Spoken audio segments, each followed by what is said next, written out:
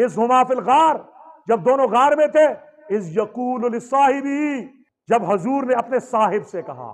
قرآن نے ابو بکر کو صاحب کہا، صحابی کہا، کیا کہا ہے؟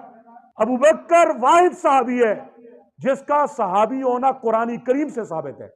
جب حضور نے اپنے صاحب سے کہا، کیا کہا؟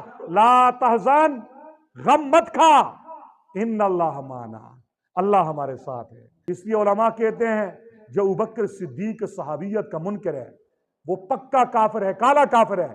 کوئی ناراض ہوتا ہے تو ہو جائے، کیونکہ قرآن کی صاحب کا منکر ہے۔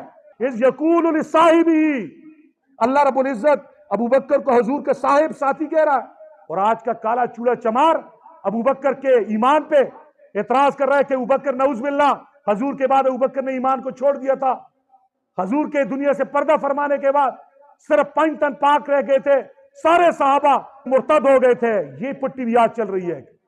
یہ قرآن کریم کے منکر ہیں، اور جو قرآن کا منکر ہوتا ہے مسلمانوں میں نہیں کہہ رہا، فیصلہ خود کرو، جو قرآن نہ مانے وہ مسلمان ہے، جس کا کلمہ میرے اور تیرے کلمے جیسا نہیں ہے وہ مسلمان ہے، جو صحابہ کو بکواس کرے مسلمان ہے، جو اما عائشہ کو زانیہ کہے وہ مسلمان ہے۔